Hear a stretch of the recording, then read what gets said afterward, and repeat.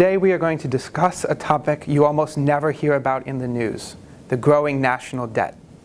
Hello and welcome to GPI Forward. I'm Ty Reagan. Joining me, Paulo von Schirach, editor of the Schirach Report and president of the Global Policy Institute. Paulo, we've seen the candidates on the campaign trail trade insults and discuss almost every issue under the sun. Why have we heard nothing from them about the national debt? Very good point, because it's an unpopular subject. First of all, it's complicated, difficult to explain.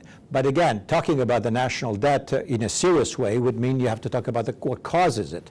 And that is caused by too much spending. How much spending exactly? We're talking about, the total debt is about $19 trillion, which is a figure which is so astounding that most people cannot even begin to comprehend it. And this is caused by annual federal budget deficits that need to be financed through issuing more treasury bonds. That means more debt, and that piles up more and more every year. Where does all this spending come from? All the spending is everything that the federal government does, but what affects the debt, the deficit each year, therefore the debt, are large entitlement spendings, which were designed in an era in which needs were different, demographic trends were different, the US population was different, and now simply they've gotten out of hand. And the politicians have never given the news to the American public, telling them all is fine, don't worry about it.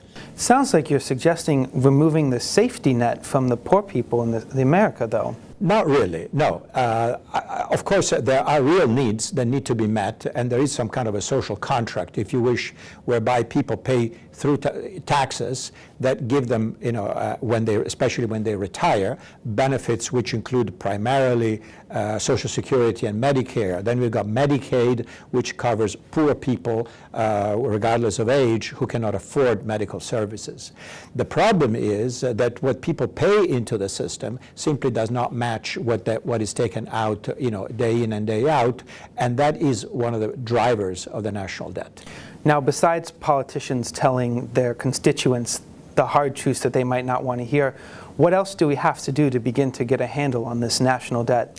Lots of things, and ideally they should be done all at the same time. And I should preface this by saying nothing meaningful can be done without substantial bipartisan agreement.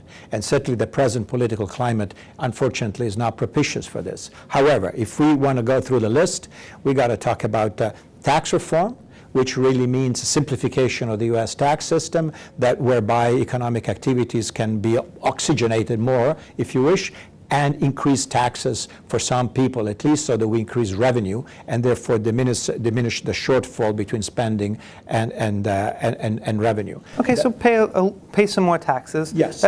That sounds manageable, although unpleasant. That's possible, but that's only one part of it. The other part, and I mentioned demographics before, is about delaying the full eligibility of full benefits for retirees in particular, and that is really Social Security and Medicare. The reality is that when these programs were designed, the average American lived in maybe 60, 65 years or 70. Now they're expected to live up to 80 or something like that. And therefore that means collecting benefits for many, many more years than initially anticipated. At the same time, active people, the pool of active people who pay into the system has shrunk.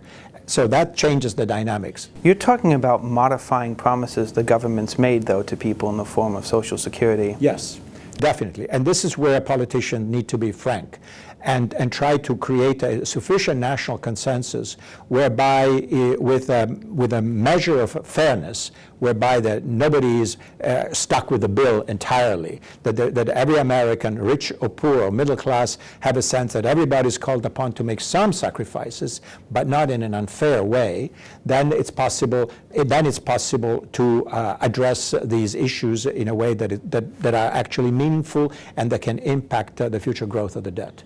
It sounds like not only would a kind of comprehensive solution that draws from every class in the U.S. be fair, it's also going to be necessary to tackle a problem like this. Thank you for joining us. For GPI Forward, I'm Ty Reagan. Please subscribe to our YouTube channel for more videos.